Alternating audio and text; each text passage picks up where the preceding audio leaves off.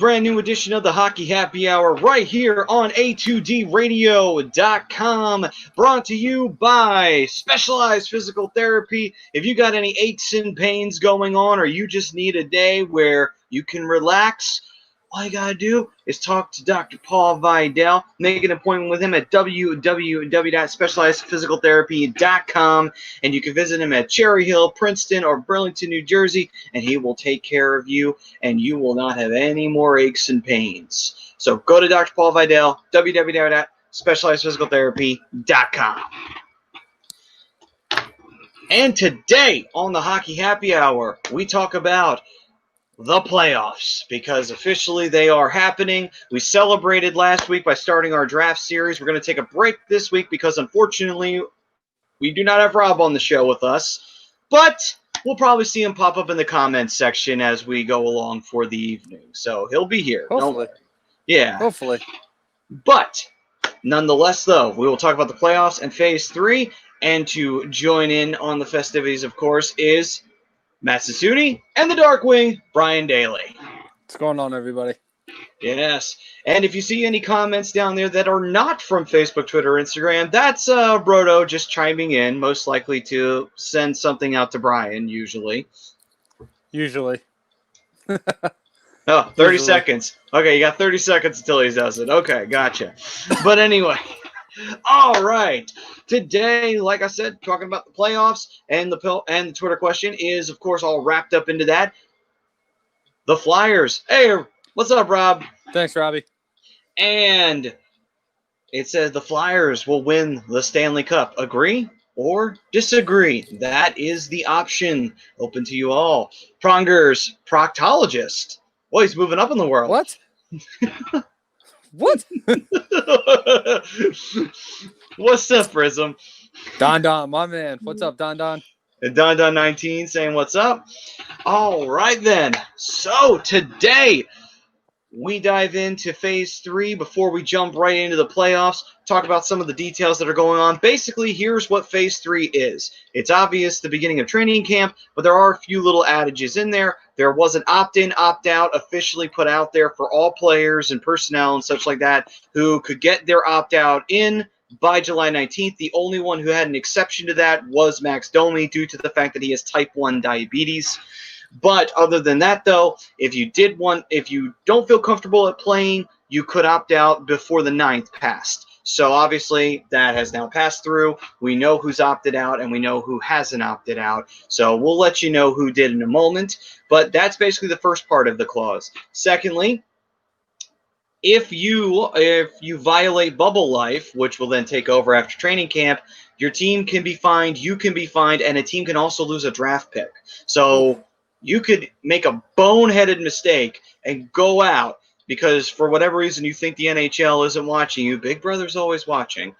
And at the end of the day, your team could possibly, especially if you're a qualifier, you could possibly lose that first round number 1 overall draft pick in Alexis Lafreniere. That possibility is out there on the table if you violate it. Well, I don't think they'll take away that pick, but, I mean, look at the NBA. A player's already been caught, and he got heavily fined for going outside the bubble just to get McDonald's.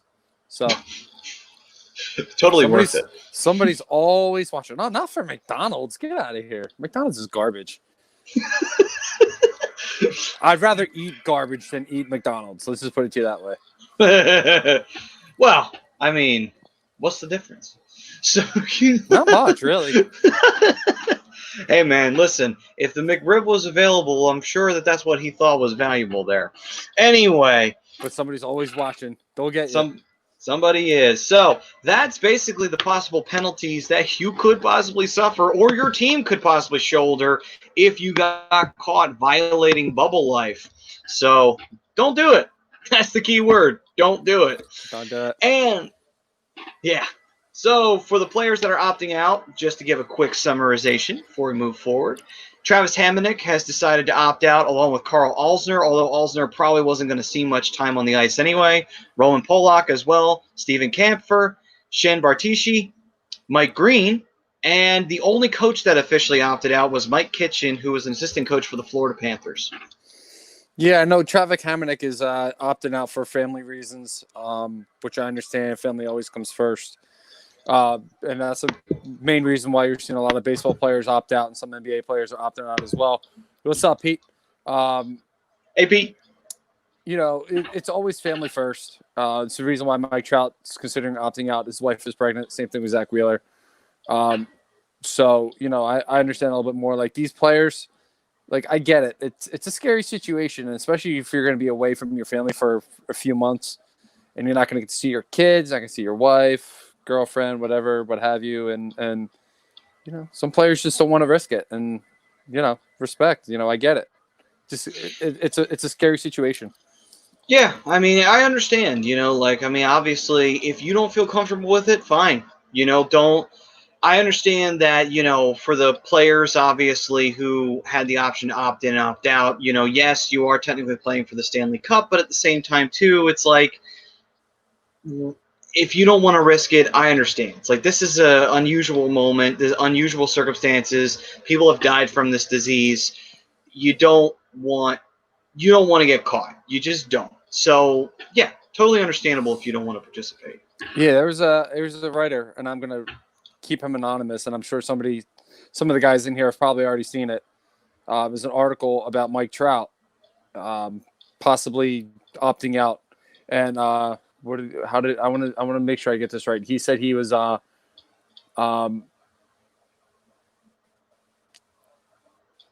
giving up on the team, which is not the situation whatsoever.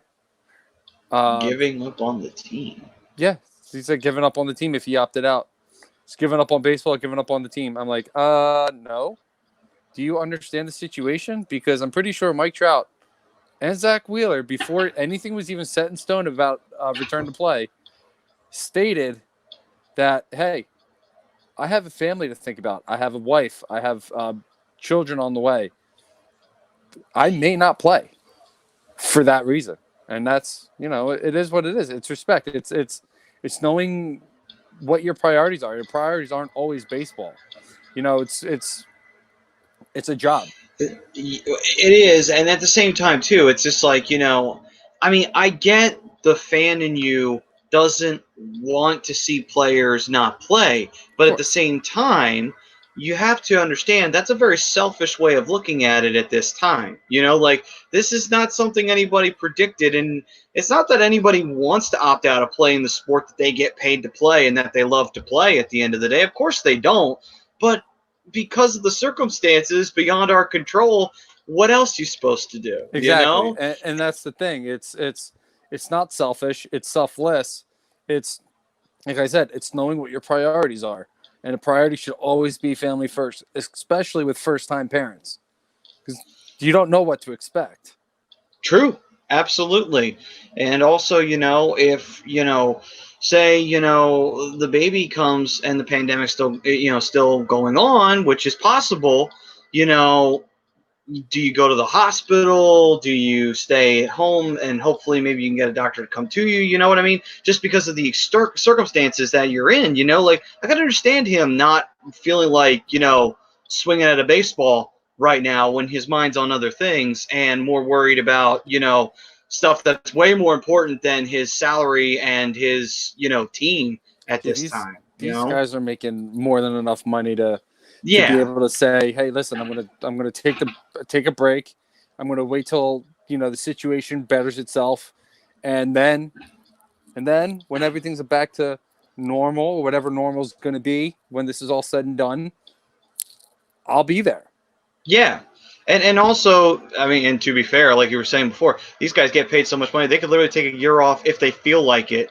Like, just even if it's just a regular season, they're just like, I'm just not going to play. And they have enough money to just sit back like, I don't care. I don't want to play. I mean, they could never. I mean, like like Mike Trout, he's going to make enough in 1 year that if he wanted to retire after next year, he'd never have to play another. He'd never have to work another day in his life, and his kid would probably never have to work a day in his life either. Nope, he's already got that nice little fund saved up for whatever nice big college they want to send him off to. Same with Patrick Mahomes, $45 million a year. Get the hell out of here. All right. So let me get 10% of that. Hell, let me get 1% of that. Hell, man. I'll be good. Give me 1% of freaking Connor McDavid's freaking contract, and I guarantee you we would not have to worry about working ever again. That's Connor McDavid in the NHL who make the least amount of money out of the four major sports. It's true, but he also makes one of the most in the league, though. So True. Listen, I'm not that guy. Give me $100, I'll be happy. Jesus Christ. Let's be real. If somebody walked up to me and I never met them before in my life and they handed me $10 and they didn't need me to do anything for it, I'd be like, thank you. You are now one of my favorite people, and I don't even know your name. Like, seriously, I didn't have to do a damn thing, and I just got $10. Nice. Awesome. He asked me, what, why? What do I got to do? Nothing? No? Nothing? Okay. Cool. All right. I'll see you later. You're forward, though. Here's the thing, you got to pay it forward. Yeah, of course. Obviously. Pay it forward. Yeah. That's what the world needs right now is a lot of people paying the positive vibes forward. So, hockey. Let's start talking some hockey here. Back to that. Okay. So, round out roster situation with Phase 3. You have up to what was the amount? I think like 32 skaters, I believe is the number. And 31, I believe. 31. And you have unlimited goalies.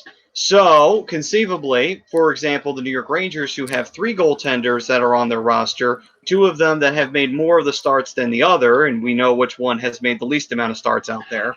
Yep. All 3 of them can be on the team at this time and go into the playoffs with them. That goes for every team.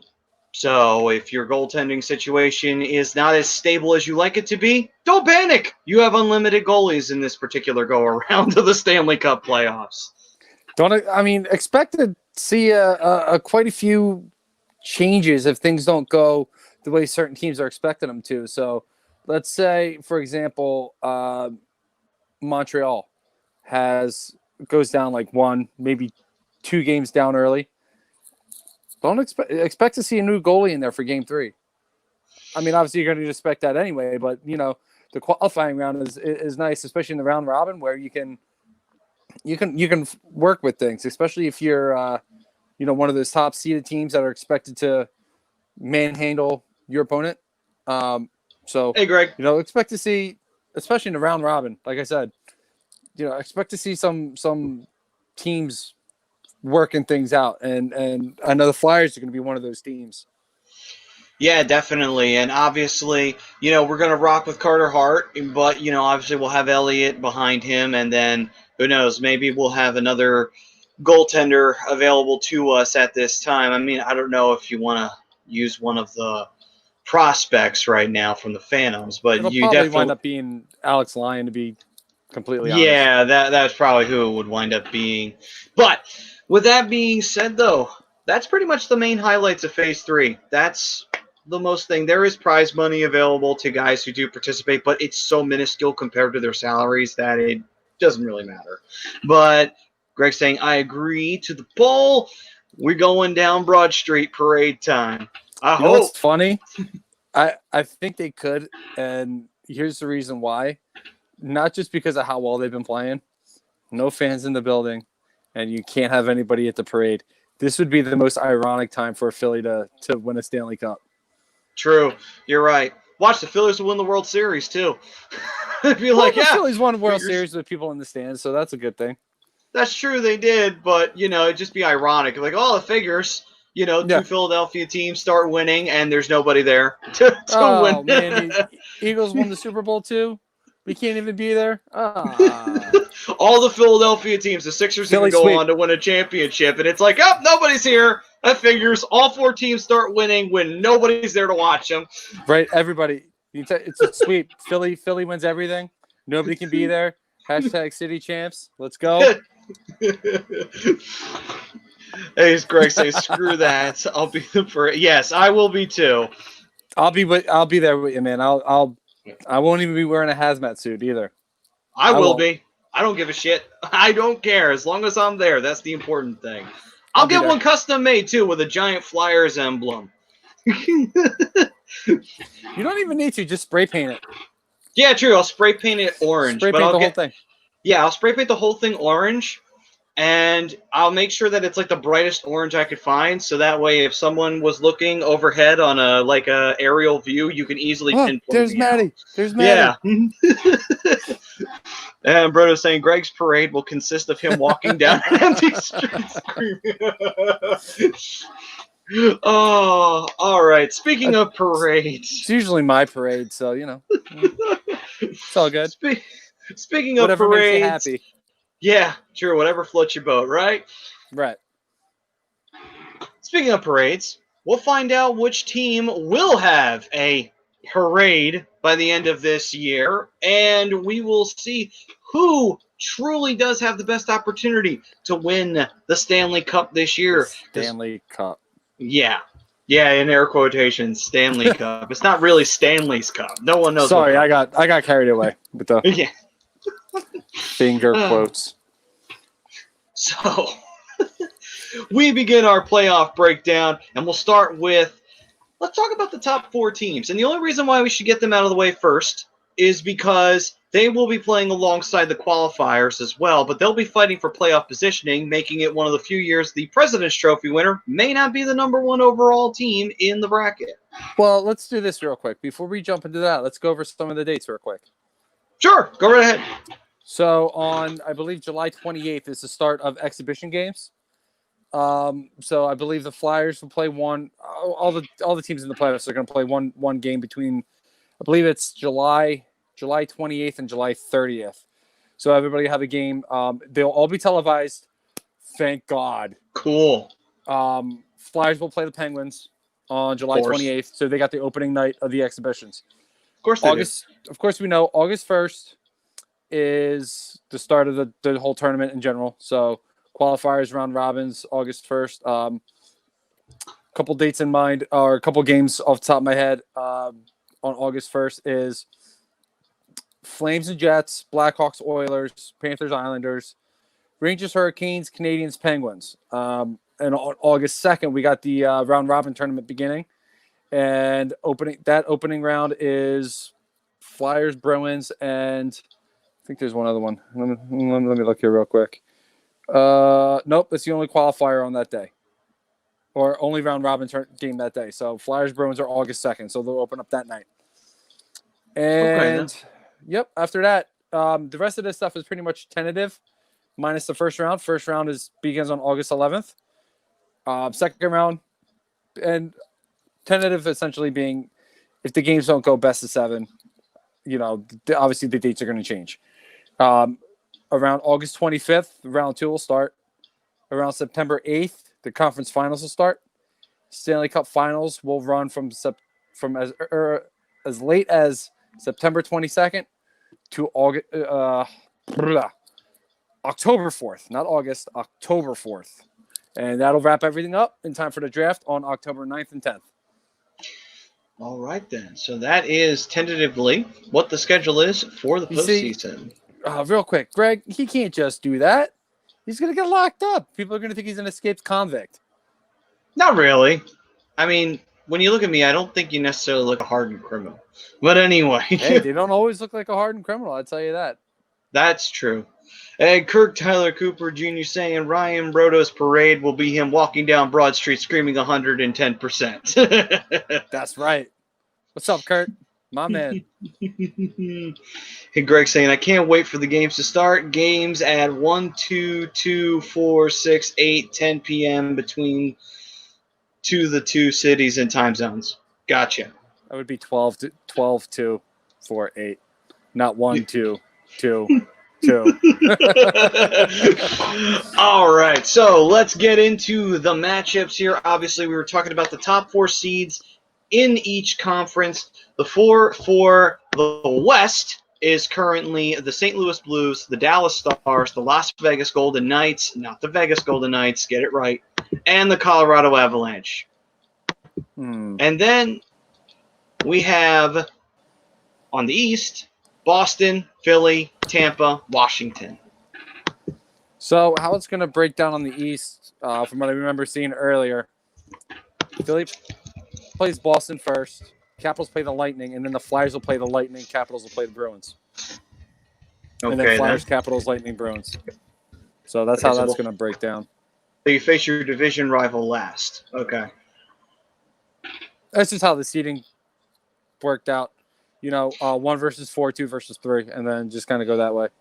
I know, it's just funny that that's how it wound up working out, where the two divisional teams that happen to be populating the top 4 face off with each other last. But anyway, all right. So, with that, let's take a look here. We'll start off with the West. Who do you think finishes where? So what are the matchups again? Or the 4 teams in the top West? You said Dallas, St. Louis, Colorado, and who? Vegas? Vegas. I think Colorado winds up finishing first. They're just a very tough team. They're a very young, good team that I feel like they keep getting better. And the young talent they have acquired over the last few years, drafts, free agency, so on and so forth. They've really stepped in and been like almost immediate help. Guys like Calder Trophy candidate Kale Mocker. He's a stud. Pretty much stepped right in from the draft, and he's just been a huge part of their success. Ryan Grace, same way. Obviously, you got guys on the offense like Nathan McKinnon and Mika Rantanen. These guys they're a scary team. It's a team of really hard-nosed, creative players who know how to create offense. So, and they're going to be healthy again. It's scary. It's tough to really think about these other teams and think that Colorado can't walk away with the 1 seed. I like St. Louis. I like Dallas. I like Vegas. But Colorado is going to be they're that team. They're going to be a tough team to beat in the West. Yeah, I agree. I think Colorado will most likely have that number 1 seed before we get ready to do the quarterfinals round.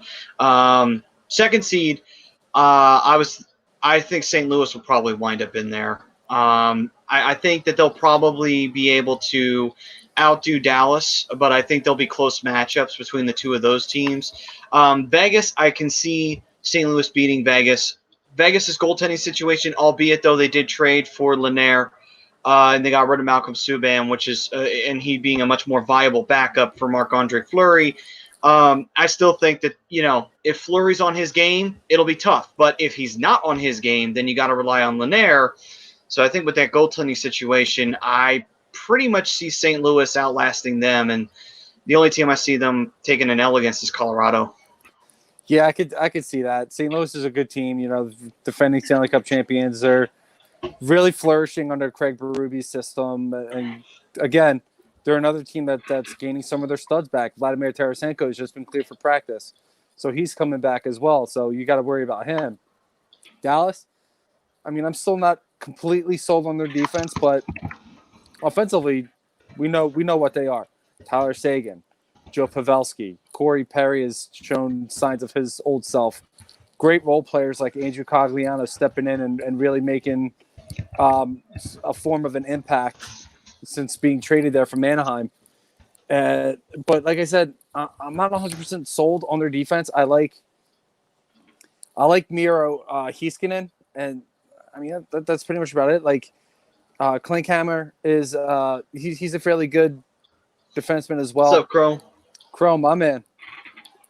It's tough. I could see Dallas taking a 2nd seed.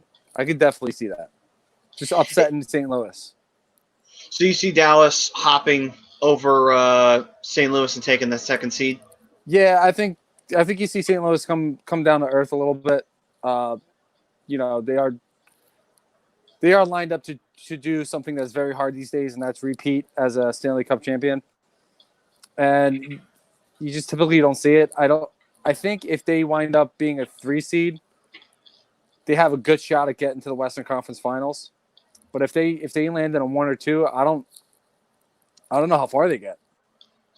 It'll be interesting to see because, obviously, no matter where your seeding is, the qualifiers that don't change. You're facing whatever team is sitting in that qualifier, depending upon whatever seeding you get, basically. So that does have a lot of that, okay, is this team actually, even though they're a qualifier, do they have the ability to upset one of these top-seeded teams? Then you got to wonder which spot's really a golden spot and what spot's kind of a death sentence to certain teams. You're going to see an upset at some point. One of these qualifiers is going to upset a top seed. It's going to happen. It's the Stanley Cup Playoffs. Crazy shit happens. Nobody expected St. Louis to make the run that they did last year. Crazy. Nope. Nobody expected to see the LA Kings become the first eight seed to win a Stanley Cup championship. Crazy. Crazy shit happens in the Stanley Cup playoffs. So somebody's going to get upset. And I think that's going to benefit. Honestly, I think it benefits one of the lower top seeded teams. It does. It does in a way. And speaking of that, for fourth, I'm third. I had Dallas. Fourth, I had Vegas. That's where I had Vegas too. I got St. Louis 3, Vegas 4. Just a little bit too much question mark for Vegas right now. But Dallas, I understand with the defense. I do agree with you. Rogers Center flooded. You guys hear that? No, did not hear that. Did that just break, or was that news earlier today? I had to have just broken because I've been on the internet all day. Well then, that changes everything. Boy, it's a good thing that the NHL didn't choose Vancouver. Whew. I think the Rogers Center is Edmonton. Oh, it's Edmonton. Oh, that's right. They changed it. It's Rogers Arena in Vancouver. I forgot all about that. Jesus, these name changes. But anyway, geez. Well, that changes everything. Rogers, their name's everywhere. They're the big name. They're the big sports guys up there. The big media company. True. They also took over the Sky. But I don't think that's gonna. I don't think it's really gonna impact anything. I mean, you can get that cleared out and cleaned up. You still got what's today, the 16th. Yeah. You still got You still got a week and a half before guys have to show up to the hub city. So they got time. That's true. It's so crazy though to hear about that because they had to have like a water main break or something. Maybe the arena's in protest because of the pandemic. It doesn't want to be used. Meanwhile, Canada's one of the better cities with this pandemic going on right now. Yeah, but the arena's like, no, go send it to Vegas. They like hockey now, for some reason. It's too cold for that, Kirk, man. Too cold for that. Those players would die. All right, let's see here. All right, so now that we've gotten our top seedings, for me, I have Colorado, St. Louis, Dallas, and Vegas. You had Colorado, Dallas, St. Louis, and Vegas. Yep. All right, then. We just flip-flopped the 2 and 3. Pretty much. Okay, so now on to the Eastern Conference. And, of course, as a reminder, Boston, Philly, Tampa, and Washington are those teams. And I'll get started off with the number one team is not the Flyers. I would love it to be, but I don't think they'll take the top seed. I do think the top seed, I think it still will be Boston. I think they'll come out, and I think they'll be strong in the first sets of games. We'll see what happens as the playoffs move forward, but I think that they will wind up taking the first overall seed. I disagree, and I'll tell you why. Why? So today at practice, David Pasternak and David Kasha, or not David Kasha, Kasha's Andre Kasha, because David plays in Philly. They've been deemed unfit to play. Ooh. So they'll be missing a few games because they were stuck under international quarantine for a few extra days, and today was their, I believe, was their first day of practice. So they'll miss a few games, a few weeks of practice, and I don't think they're going to be in the qualifying round. I think they'll play in the second round, but I don't think they'll play in the qualifying round. So that's going to affect it. So with that said, I think we see Tampa take that number one seed. Okay, then. Because I like the way the Flyers played Washington and Boston all year. Had good regular season records against both teams, and I think that play will continue. So, obviously that for me that'll put the Flyers in the second, but I could see Tampa doing a clean sweep. Gotcha. And Kirk saying, by the way, sorry I missed the last 2 shows, fam. My mom has been in the. Oh, that sucks, Prayers, man. prayers to her, Kirk, man. I hope she's doing better, man. Hope she gets home soon. Yeah, hopefully, man. Sorry about that. Dude, don't even apologize to us for that, dude. You take care of your mom. She's priority over us, bro. Yeah. We're not going anywhere. Yeah, absolutely. All right. So there's Tampa that. won. I got Tampa 1 Flyers 2. Flyers 2. Okay, so in my scenario, I actually have the Flyers sitting at 2, and the reason why I say that is I think the Flyers, I think they'll actually get a win on Tampa. It's the only team we haven't beaten this year, or at least we haven't had too many good games against, but I think that that's going to be something the Flyers are going to want to try and do before the playoffs get started. I think they're going to make it a big-time goal, get a win on Tampa, because you might have to see them if you're trying to get to the conference finals, you know? So I think they get a big win on for Tampa, and that'll be the big, like, well, okay, Flyers are still good. We're still going, you know? So I think they'll take that second spot. Prism's got Tampa 1, Boston 2, Philly 3, Washington 4. And I will take that, too. If we just trade up one spot, that's fine with me. I have no problem just trading up one. Yeah, well, like I said, I mean, good regular season standings against Washington and Boston. I don't see that changing, especially if Pasternak and Andre Kasha aren't going to be in the lineup. That's taking out their leading goal scorer. So that's a lot of offense that's gone. I don't disagree with Prisms for the most part. I mean, I got Boston 3, Washington 4. It's not out of the realm of reality. Very, very doable. But like I said, I think the way the Flyers have played Boston, Washington all year, it gives them the edge over both teams. Tampa Bay, they played okay against. They had that 1-0 loss where they played really well, and Carter Hart played out of his mind. And then you have that one game where in the third period, Flyers pretty much came back from, what was it, like 6-2, 5-2, something like that. About Wound that, up losing 6-7. They've played competitive games against Tampa. I don't think it's out of the realm of possibilities of stealing one on the road, but you know, I think Tampa's the better overall team. I think they could wind up doing a clean sweep of the round robin tournament. It's possible. That is definitely possible. And Kirk saying, thanks for the best wishes, brothers. Of course, man. But back to hockey talk. I'd love to meet the Lightning in the playoffs. I really think we can beat them when it matters. We'll see. I mean, Tampa is a tough team to beat. I mean, if we get an underdog win, though, in this setting, that will go a massive way for the Flyers in terms of confidence, because it's one thing when you've never beaten a team and you're meeting them in a series. It's another thing when you've beaten them at least once, where it's like, okay, it's possible. We can beat them. It's not impossible. There's that different mindset. Now, I'm not saying that you don't lack confidence in either situation, but you at least have that in the back of your mind. It's like, yes, we did beat them. So, you know.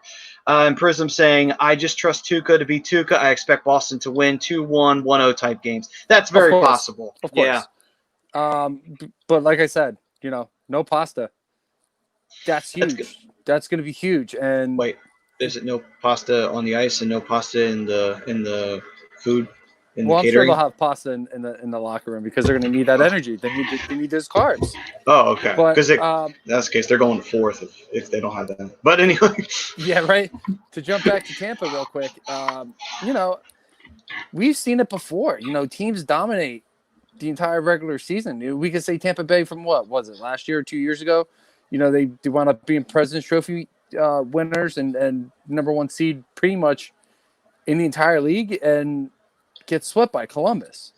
Of all teams. You know, of all teams. But, you know, the one thing that every single team has benefited from over the last few months is the fact that everybody has time to heal up. All the bumps and bruises are healed. Injuries are healed. You know, a few months ago, we weren't even sure if Philip Myers or JVR was even going to be playing in the playoffs. Yeah. Now they are. They're healed up. They're ready to go. They're on the ice. So, I mean, I don't think you're going to see, you know, these guys ball out yet. I think you're going to be seeing a lot of odds and ends stuff here because I know Alain Vigneault has said that he's going to be mixing up the lines and stuff over the round robin tournament. See what chemistry happens, and essentially, you know, he's going to treat him like training camp games. So I don't blame him. No, I don't blame him either. You know, it's he's got the time to do it because Well, it's not in an elimination type of setting. So, it's true. not like being Pittsburgh where, you got to figure out what your line combinations are going to be. Otherwise, you could be going home. True. Flyers have that time. And on top of that as well, I mean, when you think about it, if you've ever been in a situation where you've seen the World Championships, it's kind of the same setting where you have a set of your prelim matches before you go into the tournament, and you face all the teams in your group. It's the same thing. The only difference is it's only 4 teams instead of all the teams that are in your conference, right. And you're just getting yourself set up for you're just fighting for positioning. That's pretty much what you're fighting for. And really, like I said, even with Prism's, where the Flyers only trade up to 3rd place, that doesn't matter. Like Rob said it a couple weeks ago, we're in a great spot. We're trading up no matter what happens, or we're just staying where we're at. Absolutely. So, yeah, I mean, it's a win-win for the Flyers. Like either you're, and I don't necessarily think this is a losing situation for anybody, especially in the top 4 seeds.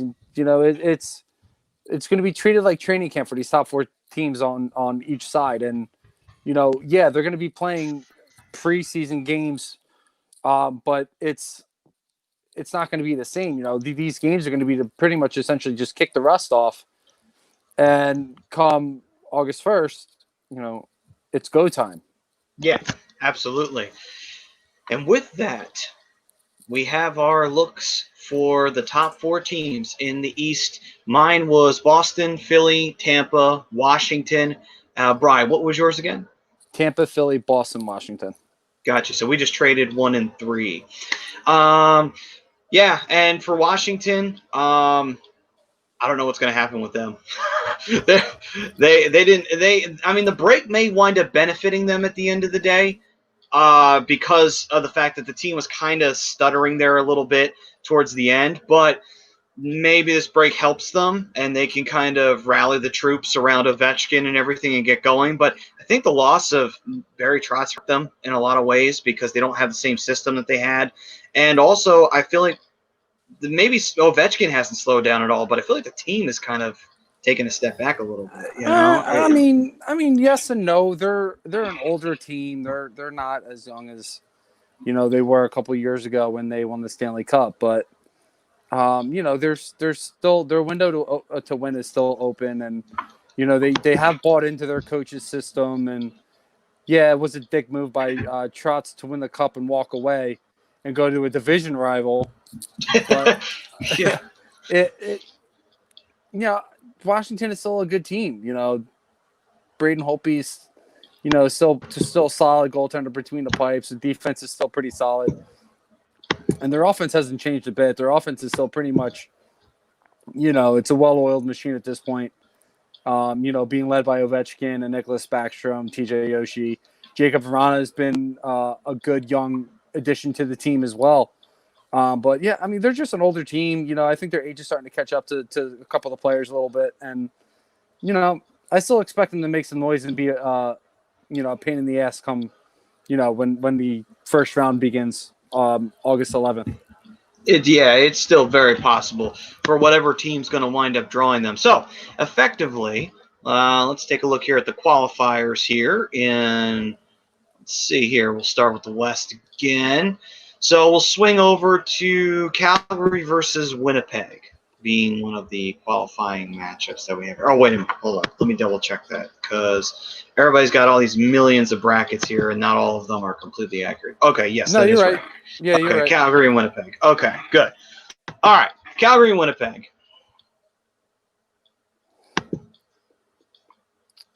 So Calgary and Winnipeg, huh? This doesn't really intrigue me as a series so much. Calgary has been a team that, they underperform.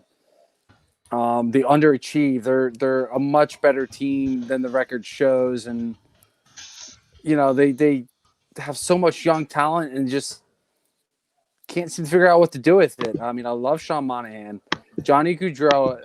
I think has been a little underwhelming as a pro. I know he doesn't want to be there, but you still got to go out and you got to perform. every night, earn your paycheck. Jets, on the other hand, though, they're still,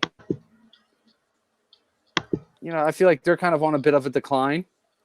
Mark Scheifele, Blake Wheeler, Patrick Laine, those guys have had, once again, have had, for the most part, quietly good seasons. But I don't know. I don't see the offensive depth in Winnipeg.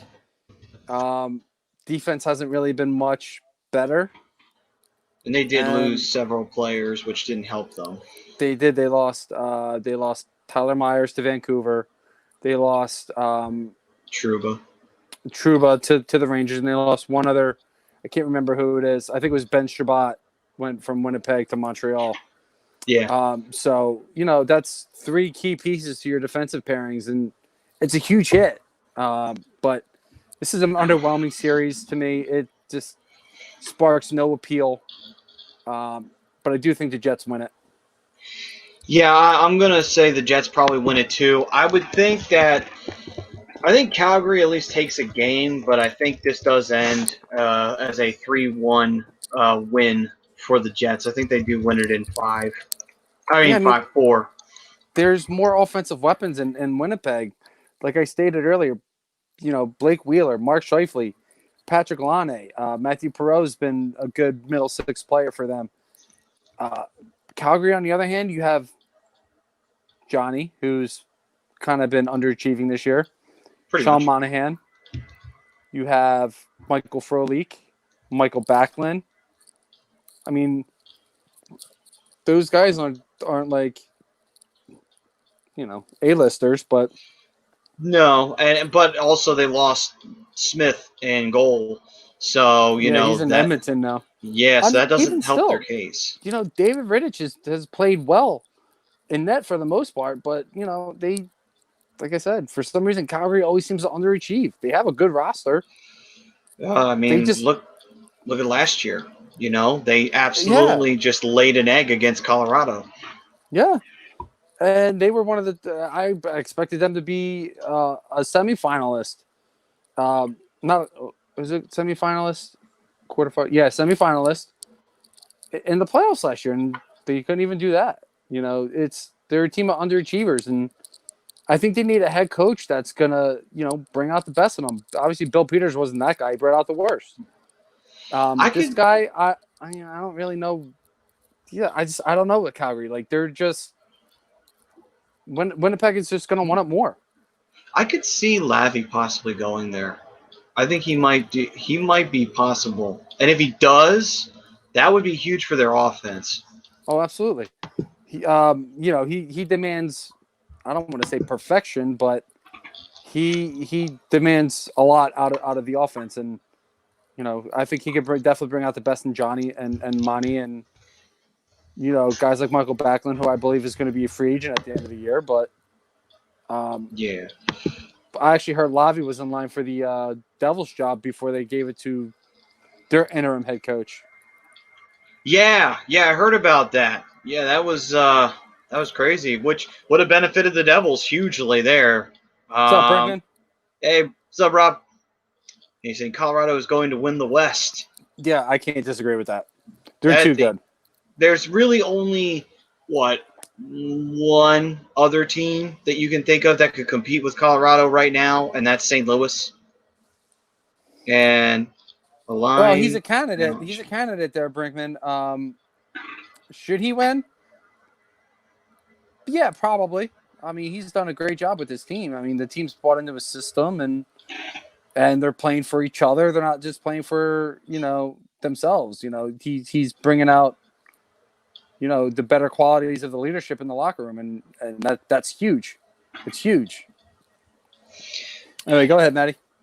Gotcha. And yes, Rob is right. Lavi is a great coach. So on to the next qualifying matchup. This one, Edmonton and Chicago. Edmonton had a interesting year, a year of offense. Defense has been here and there. Goaltending-wise, Mike Smith has done everything he can. And on the other side, the Blackhawks, some youth mixed in with Kane and Taves, and they've been riding that wave. But unfortunately, in a normal situation, they probably were going to miss. But they were still hovering around there. They didn't disappear completely. Nah, they were playing pretty well up into the pause. I mean, I like this. I like this. I Rob's do like thinking this series. Edmonton in 3. Yeah, that's a sweep. I don't know if they'll sweep them. Because Chicago is still a good team. I mean, they're still got Duncan Keith, Kane Taves, Brendan Saad. They got Kirby Dosh, who's been pretty good since being called up, and they got the third nominee for the Calder Trophy in Dominic. I don't even know how to say his last name. Kubliniak, I think is how you say his last name, but Okay. that kid's a stud. Like, they're kind of, I don't want to say they're pushing the window back open, but they're definitely, I think they give Edmonton a run. I think that you see a 5-game series here. He's saying I Chicago do. being eligible is a joke. They stink. Listen, this is probably, there's no other way to really do what they're doing as far as the playoffs go. I think this is the most fair way to do it. Chicago, like I said, Chicago was playing well. They weren't far out of the wild card spot. I think they were only like 6 points out. By season pause, they could have made some noise. They could have made a run for the wild card. We don't know. And this is the fairest way for them to figure it out. If they're a better team than Edmonton, they'll beat them. If they're not, Edmonton will win. I think that this does still go to Edmonton. I think that I think they win it in 4. I think Chicago does get a win, but I think they only get a win, and I think the reason why 5. I don't know.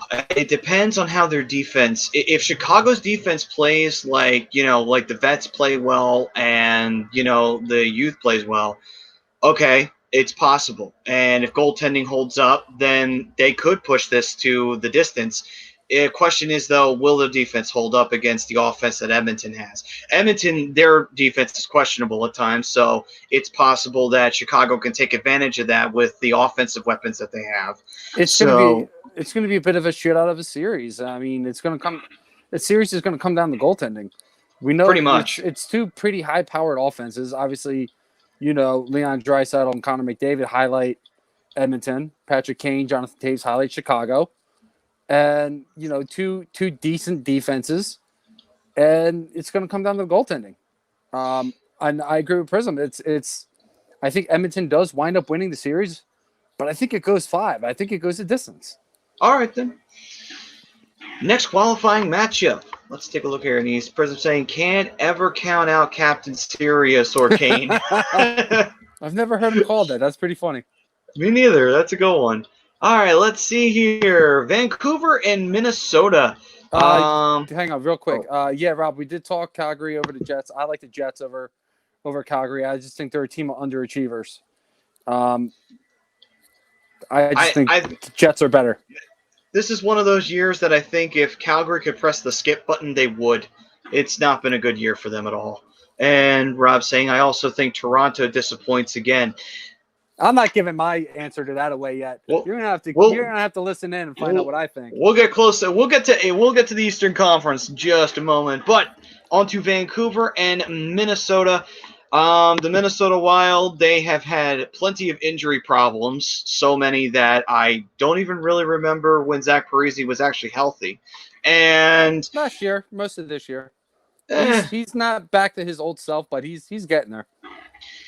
And for the team itself, it's still defensive-minded hockey, still trying to preserve what they can. They were competing in the wild card race. Don't know if they were going to make it or they were going to miss. It was up in the air still when the break happened, of course, facing off against a very young and very hungry Vancouver Canucks team that absolutely wants to prove something here in these playoffs. I'm going to say Vancouver probably wins this matchup, but I would say I think Minnesota does wind up getting a win. I think this one also ends in 4. I'm thinking 4s for the most part for my series. Yeah, I think you're going to see a lot of 4s. But I agree with you here, Maddie. I like Vancouver. I think they're a much better team. I just got the update of it about it. Rogers Palace flooded from a big storm. But anyway. Oh, okay then. Vancouver, I love Vancouver's roster. I think they did a really good job drafting over the last couple of years. Elias Pettersson he's an absolute stud. Brock Besser has shown that he could play. Bo Horvat, JT Miller bringing in some good vets. I like Vancouver. I think they're going to be a really good team. I don't think Minnesota really stands a chance. I'm with Prism here. It's going to be a 4-game series, and so Vancouver pretty much dominates. Gotcha. So we got 4s all around for this qualifying matchup, and Vancouver takes the day. Vancouver's going to be a cup contender in the next year or two. I'm calling that now. It's not. They're not far off. The youth talent is there. They're there. And Prism 280 saying Taves is nicknamed Captain Serious. No, I have not heard that because they have never called him that on any of the NBCSN broadcasts at any time. They won't. Never. That's more like it's more like an analyst thing because the dude never smiles. I'm pretty sure when he was raising the cup, he wasn't even smiling. That makes sense. You never see him smiling on the ice ever. He's all business. All right, so let's see here. We got the Coyotes and the Nashville Predators. Now, this one's actually, believe it or not, the most interesting one out of these qualifying matchups. And the reason why is because even though Arizona was on their way towards having another forgettable season, saved by this pandemic and through some weird silver lining luck in this case, Arizona's in. And Nashville, not exactly what they were, but it's going to be weird how these two teams face off with each other because you got two teams that have, let's just say underperformed is, I think, the key word here for these two right now. This is a tough series because I don't really like either team. I don't like either team. Rob's thinking Arizona. Brink's thinking Arizona. This is tough. Because on paper, Arizona is so good. Nashville's, they're a little bit older. They getting Pekka Rinne back. If they do get Pekka Rinne, what version of Pekka are they getting? So it's so tough. I don't know. If I had to choose, I guess I'll take Arizona. I like Clayton Keller. I think he's a stud player. I don't know. It's just such a tough series. I'm just going to say Arizona, just to flip a coin. So, we saw Prism saying, I agree 110% with Nashville and Arizona that it's a coin flip series. I'm excited to watch this one. Rob also said it should be an exciting series. I'm not. The series does not intrigue me. It's not one bit. Nashville is dead to me for firing my guy Lavi. I will say, because Pekka Rinne has not exactly, I think it's safe to say Pekka's best years are behind him. Of course, he's 36 years old. Yeah, so I mean, if he plays well, that series could get very dicey for Arizona real quickly. However, though, Arizona's got their goalie back in Darcy Kemper, so that helps them in that regard. I'm gonna say this go. I'm thinking this goes 5, to be honest with you, because these teams woefully underperform, and mostly because it's going to be what team fucks up the least when you really get down to it between these two teams. See, this is why I don't like this series. These teams just do nothing for me. Like I said, Arizona on paper was supposed to be really good. They were in first place in the Pacific Division at one point this season. For a cup of coffee, yeah. And then they fell apart. Completely fell apart. Nashville is just, they're Nashville. They're not bad, but they're not good. I think in order for Nashville to wind up winning this series, you really need guys like Ryan Ellis and Matthias Ekholm and Yannick Weber. You need those guys to really step up in front of Pekka Rinne. And if they can play well in front of Rinne and give Rinne good vision and can see the puck, and I think Nashville does have a shot. I do think this goes 5 games. I think so too. I don't know. I have no intrigue in this matchup whatsoever. And It's Rob like the saying, Calgary-Winnipeg series. I have no interest in it. Rob is saying Renee is too much of a wild card for me to choose Nashville. It's true. He's right. And he's also saying, would you agree that the East is deeper than the West? Yes, Oh, yeah. I would agree with that wholeheartedly. I would say Arizona, I think they will take this series. I think the reason that will tip them into the favor is I think we'll see some performance from Taylor Hall, and we'll see something from Phil Kessel, and I think that will help them with the core that they have out there. I think the offense will get them through. I think Darcy will be fine in the net. I think he'll be better than Rene. Like we said, Rene's best years are behind him. So I would say 3-2. It goes Arizona.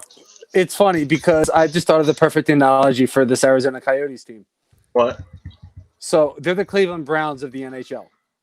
The Cleveland Browns had a Super Bowl team on paper, and they did.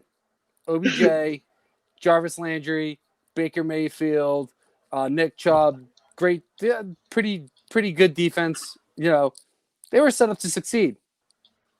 So is Arizona. Arizona's in really good shape to be a good team. There's talent on this team. Clayton Keller, Phil Kessel, Taylor Hall.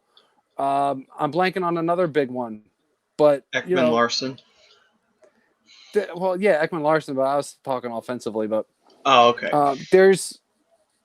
They just underachieved. Like I expect them to be a legit playoff team, not a qualifier. Although at the time we were doing these, the coronavirus wasn't a thing. But true. And Prism 2A saying Juicy Saros would be the reason I go for Nashville, and I like Duchesne. I'm going Nashville in 5 to be the odd man out.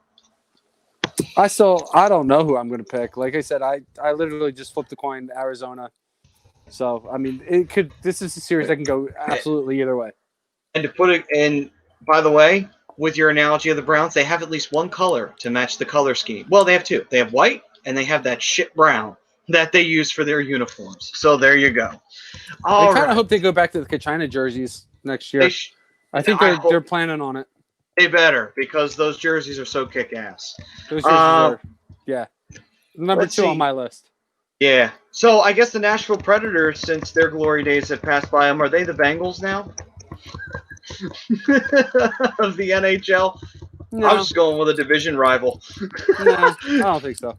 All right. So moving on. So those are the qualifiers for the West. My series matchups, I took them out to Winnipeg taking out Calgary in 4, Edmonton taking out Chicago in 4, Vancouver taking out Minnesota in 4, and my only 5-game series being Arizona taking out Nashville in 5. Yep, and I have Minnesota losing to Vancouver. I have Winnipeg beating Calgary. I have, what's the other ones? Arizona beating Nashville, and what was the other one? The other one was Edmonton and Chicago. And I got Edmonton beating Chicago, and that's a 5-game series for me. I think that's a series that I'm looking forward to. It's 2 high-powered offenses. Kane versus Drysdale, and then or Draisaitl, and McDavid versus Taves. Yep. Yeah. Yep. Captain Sirius versus Connor McJesus. I'm going to be all over that series. I'm looking forward to that one a lot. Okay, then. So that is the western side of the qualifiers. Let's go to the east now, the one that everybody gives a shit about. Well, it's the ones that, the people that chime in with us, usually, except for me. Hi, I'm a West guy. Also, these are the ones that matter to us here because it does affect the Flyers. So Absolutely. And to be fair, Bri, if the Ducks were in one of the top 4 spots, it would matter all around. Just letting you know. Marco Rossi, baby. That's all I got to say. Marco Rossi. That is true. Kid's a stud. Stud. Let's get started here. Eastern Conference qualifiers. So, first matchup, the Toronto Maple Leafs, the Boston-owned and operated Toronto Maple Leafs, versus the Columbus Blue Jackets. And yes, I will keep seeing Boston-owned and operated Toronto Maple Leafs until they beat them in a playoff series. But anyway. Wow, Rob Brinkman has Toronto losing to Columbus. Well, I mean, Interesting. it would keep up with the theme of the underperformance that Toronto has had this year. But I will say this: I do think Toronto will win the series. No offense to Columbus. I mean, like I said before, we call them a cockroach because every time we step on them, they just keep getting fucked back up. Just like, we're still here, guys. Hi. But Seriously, they lost so much talent, and look at where they are. I don't know what it is. Is it just Cam Atkinson has is it just he's taken this team and just pumped it straight into his veins and said, "I'll carry us to the promised land," or is it just No, Don it's not even Tortorella just him. rallying the troops? It's a mixture of John Tortorella rallying the troops. It's not got nothing to do with Cam Atkinson.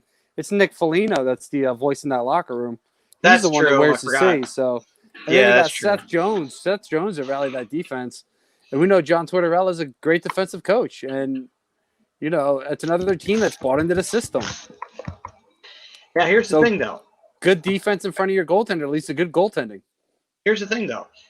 It'll be interesting how the goaltending goes. Now, we know what Freddie Anderson can do. You definitely know what Freddie Anderson can do.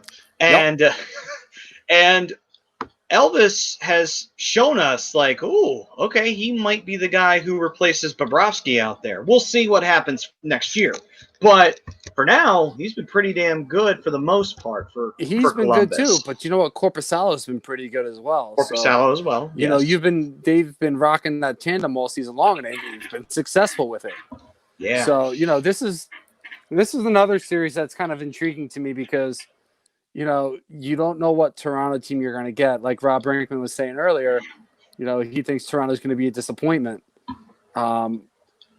And I don't completely agree. And here's why. There is still a shitload of talent on that team. And they are healthy again. And I think if they can get their shit together, they can really make some noise in these playoffs because you know what? They've had a full year to play together, a year plus, almost 2 years. Had a rough start to the year, but finished strong. Just got to continue to ride that momentum. True. I will say too with this though, the thing about Toronto is that the reason why they've disappointed so much is because they're facing a better team. Let's just call it what it is. Boston was a better team than them every single time, and that's why they lost to them every single time. So with that being said, Prism saying Toronto in 5, and I love Tortorella and Seth Jones and Atkinson. It's hard not to like John Tortorella. It really isn't. He's an entertaining coach. He knows what he's doing. He's had a lot of success, but people don't like him for some reason. I don't understand. I love Tortorella. Well, it depends on what side you're on. Like I was on the side that was always against him, so that's why I don't like him. Anyway, yeah, it's just I like. He's one of the few coaches that I really like in the league. There's a reason why he's back-to-back Jack Adams. Jack Adams. That's it. I blanked on the first name. Second president? No, I don't think that's right. But yeah, there's a reason why he's back-to-back Jack Adams, not Coach of the Year nominee. So yeah, I do like Toronto here. I'm with Prism. I think you see a 5-game series. I think Toronto does win. They pull it out, and I think I'm going to call Game 5 an overtime game. Toronto wins it in overtime. Okay, lots of excitement there. Yeah, I do think Toronto does win it in 5. Hate it. I hate overtime. Well, especially in the playoffs. Well, you hate it when it's your team, but you love it when it's the other teams because you don't give a shit. Just like I'm just happy I'm watching more hockey. Hell yeah.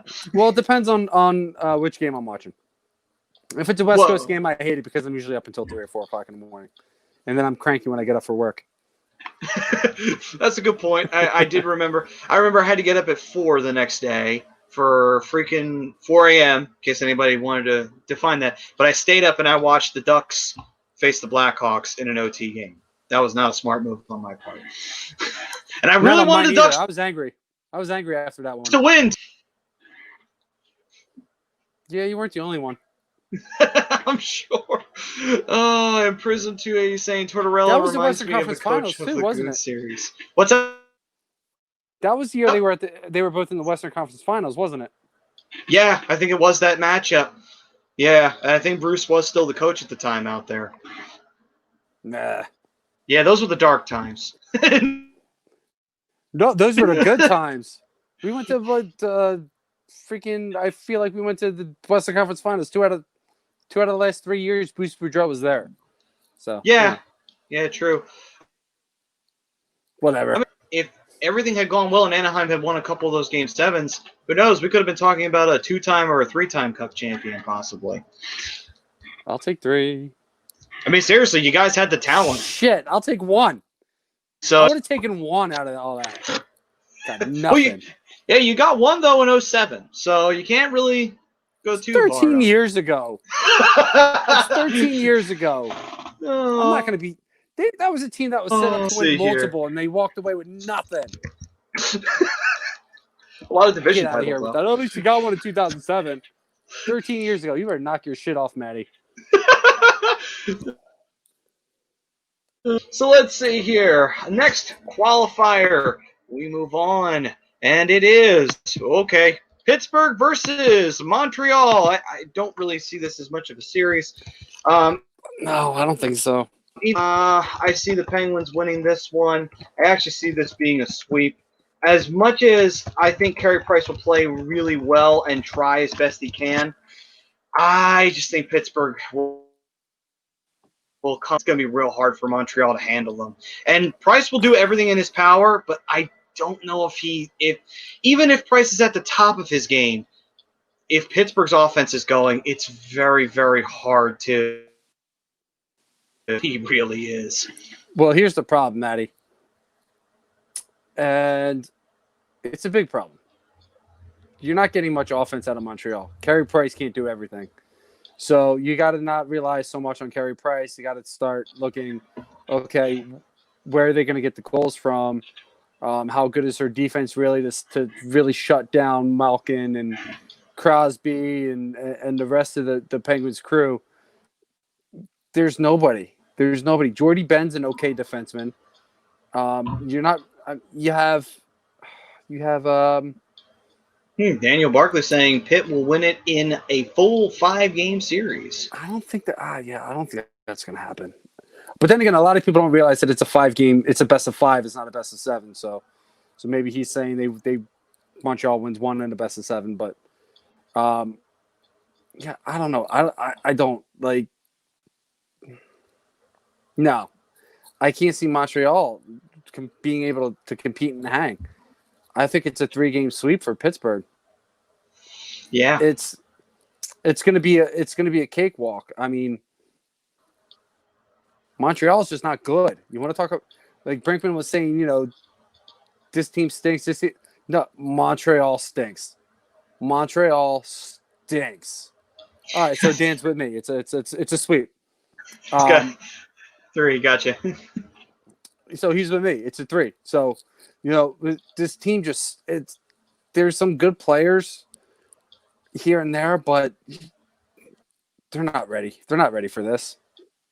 It's going to be a dominant victory. It's going to be a dominant victory by Pittsburgh. It's a 3-game sweep. It's my only sweep. Believe it or not. It's tough. Prism saying Pittsburgh in 4, but Crosby and Malkin are on the downward trend. They having a weaker team like Montreal. Pittsburgh is still a way better team, even if you take Crosby and Malkin out. They are. And it's just Montreal is, let's be honest here, we all know a team that absolutely should not be here. Like, we know for a fact they should not be here. But they are. And we all know that, Montreal's possibilities of them adding number 25 to these so low that you probably have a better chance of seeing the Seattle team show up in these playoffs and before they're even drafted and win the cup at this point. Like, it's that low for Montreal. Don't even get started on So, it. I've already seen it in Vegas. I don't need to see it in Seattle too. But with that though, bullshit. Yeah, Pittsburgh they would all win the Stanley Cup. Thank God they didn't win, right? I would have been so mad if they did. I would have been so mad. I would have called Rig. Set up on their first freaking try. They win the division, win the conference, and they win the cup. What the hell? Oh, right? man. Right? That's exactly what I'm saying. Set up. on an expansion draft too. And let's see listen, here. I said from the get-go that roster was good. And they Well, are. They are. when They're in the playoffs for the fourth time in 4 years. when they got Jonathan Marchessault, because I was just like, are you high, Florida? You just gave up one of your better players. And sure enough, he goes on to become one of the better players on Vegas. But they had to though. They had, the guys you're gonna protect. Like I love Huberdeau, Alexander Barkov. Obviously you got to hold on to him. You got to hold on to Ekblad. Yeah, you got to make the choice, and Marchessault was the expendable one. True, but I mean, I just feel like they could have done something. They could have said, like, we'll give you a pick if you draft this guy or something like that, like other teams did. But anyway, all right. They're all right. So, moving forward, Montreal, we pretty much got threes all the way around, with the exception of Prism, who believes it would be a 4. And let's see here. Next matchup, the Islanders and the Panthers. Now, this one is kind of because the Panthers were not terrible, but at the same time, not great. Kind of the definition of their entire existence. But goaltending has been extremely suspect, and when you have Sergei Bobrovsky in net, it should not be suspect. But for some reason, it is. However, though, if Bobrovsky winds up deciding to play up to his contract, and his Florida could actually wind up winning this series against the Islanders. Now, on the other side of it, though, the Islanders have an offense that if it gets going, it's pretty difficult to stop that offense. There is that side of it. However, though, the team was kind of sputtering out there towards the end. Now, maybe the break saves their sorry asses here in this matchup. Maybe it doesn't. But it's going to be – this is a weird matchup here between these that I feel like one started to really fall apart. Daniel's saying I like the Panthers if they can score. And the other one has the talent too, but they just never seem to have a season actually be competitive in the wild card race. And if they are competitive, it's too little too late half the time. So I would say this is a tough one. But I'm going to say Panthers win this series. I'm going to say they win it in 5. I'm with you. I'm with Dan. I do like the Panthers in this series. I do think they are the overall better team. Obviously, goaltending, there's been an issue all year long with Bobrovsky. We know the type of goaltender that he is. They got Joe Quenneville behind the bench. This guy's led a young Chicago team to 3 cups in 5 years. Or 3 cups in, 7 years, however you want to look at it. I think it's like 5. But, the Islanders just they don't wow you. They win gritty games. I don't think you're going to see gritty games against the Panthers. I like Matthew Barzal. I think he's definitely the future of that team, and they need to continue to build around him. But Josh Bailey's an all right player. He's a good second line, third line center. And there's not really anybody else that really wows me on that team. They're a solid defensive team, but I don't know who any of them are. Semyon Varlamov has been a good goaltender for them for the most part. I mean, when he's been healthy, he's not lighting the world on fire, but he's good enough. He's better than what they had last year with Thomas Greiss. I think if they had Varlamov last year, I think you could have seen the Islanders get to the Eastern Conference Finals. But I think I want to say the Panthers do have the Islanders' numbers in the past when they have played each other in the playoff series. So I think that trend is going to continue.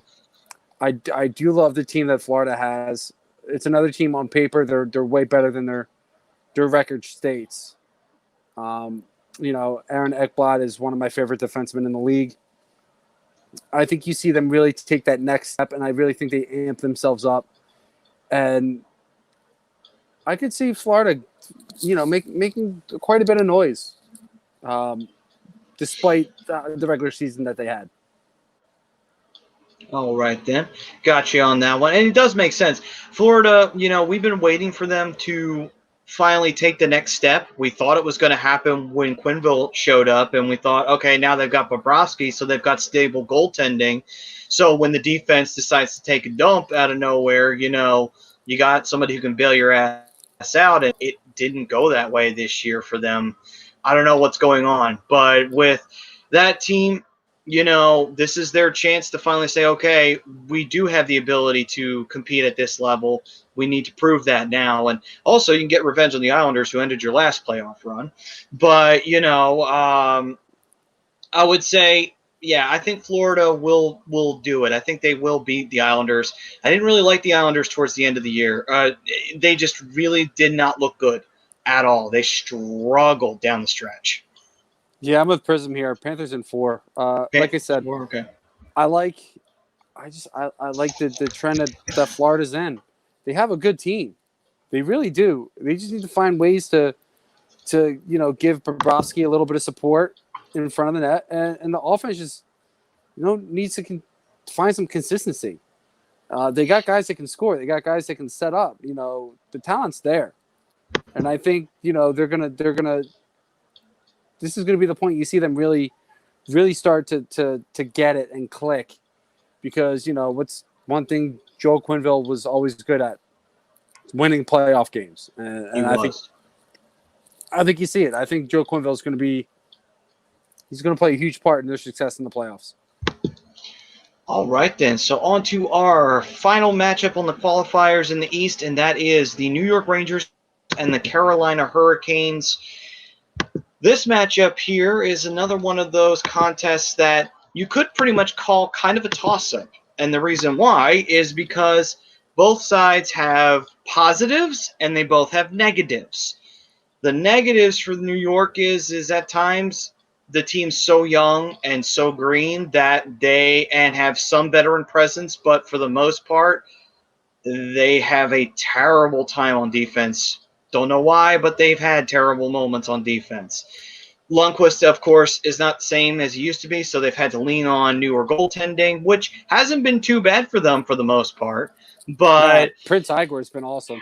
Yeah, and on top of that, offense, they have talent there, and they do show flashes of brilliance. I mean, obviously, the big highlight for them during the regular season was Mika Zibanejad getting his 5-goal game, winning the game for the Rangers single-handedly. With the way the Rangers were going, they were getting hot at the right time, which kind of concerns me in terms of how they're going to come out of this playoff, because that's the shitty part about being a team that was hot going into the postseason, and then it's over. You stop for a little while, and you're not playing every day. Chris Falsone saying, Islanders will win. No love for the Islanders ever. He's saying Islanders in 4. It's not that I don't dislike the Islanders. I just don't think they really have anybody that's going to, blah. They're just a blah team to me right now. I love Barzal. I think Barzal's a stud. Daniel Barkley was saying they have Zabs and they have Panarin, which they do. And he also said Rangers I like if they don't start Henrique, which I don't think they will. I don't think they'll start Henrique in these. But I will say the thing, too, is that Carolina also has a really good offense. And if that gets going, that'll be good. But the problem, again, I'm going to say this, the break may come back to haunt everybody in weird ways. The Rangers were getting hot towards the end when the break happened, so that may hurt them. And then Carolina, they were trending in the wrong direction because of injuries for the most part, but now they've got their goalies back, which is huge for them. So when you look at it, it's like, ooh, this is not a cut and dry choice. For me, I think, though, I actually think the Rangers do pull an upset, though. I think they do it in 5. I think it's a very close series, but I do think they shock us and they get out of that qualifier. I love this series. This is another one of those series I'm really looking forward to. Like the Vancouver-Minnesota series.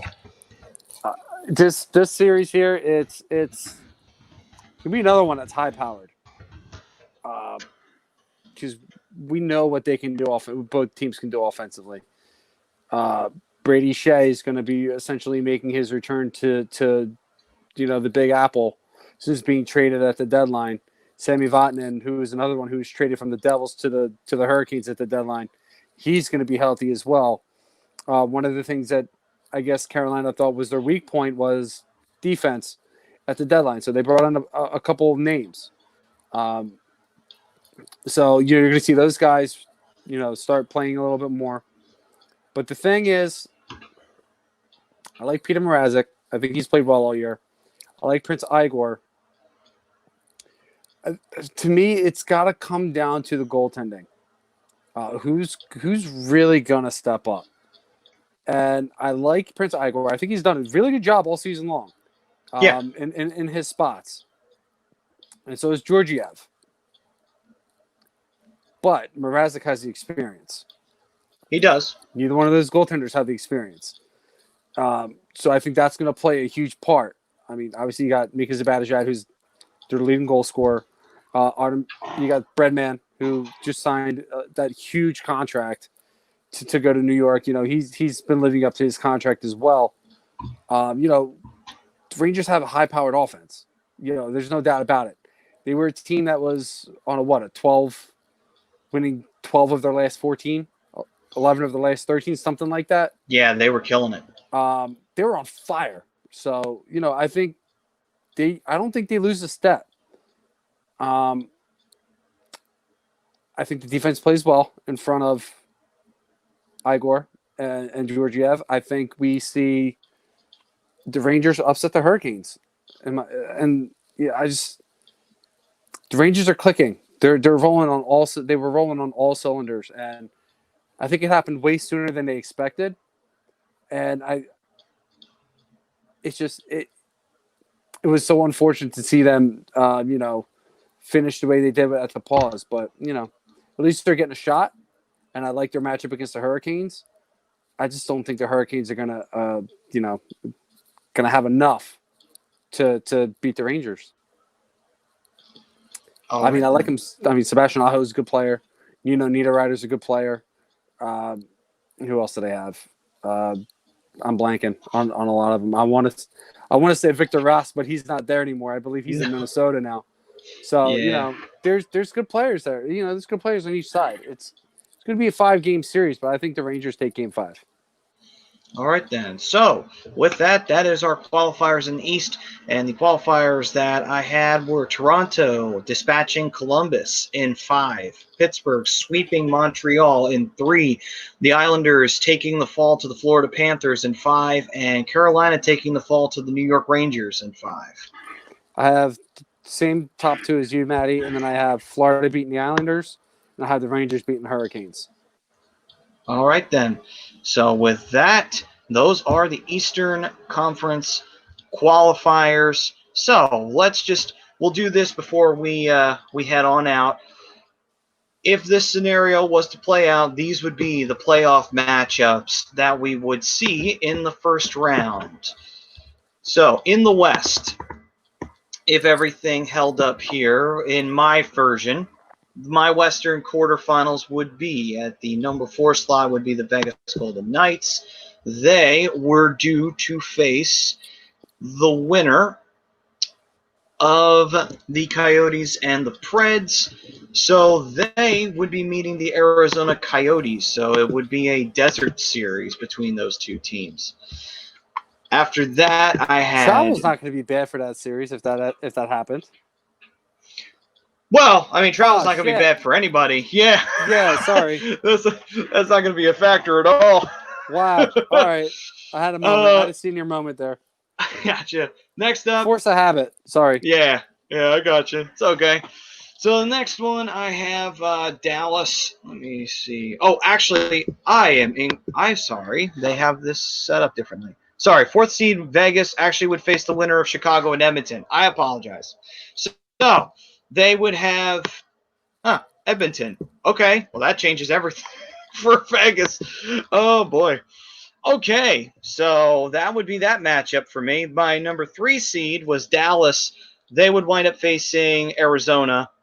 My number 2 seed was the St. Louis Blues. They would wind up meeting the Vancouver Canucks. And the Colorado Avalanche, who were the number 1 seed, they would meet the Winnipeg Jets. So that would be my Western Conference matchup. I don't even remember mine. All right, then. So one last. If I knew we were going to go this route, I would have written everything down. That's all right. I don't think it's we were okay. going this route. All right, we do things on the fly.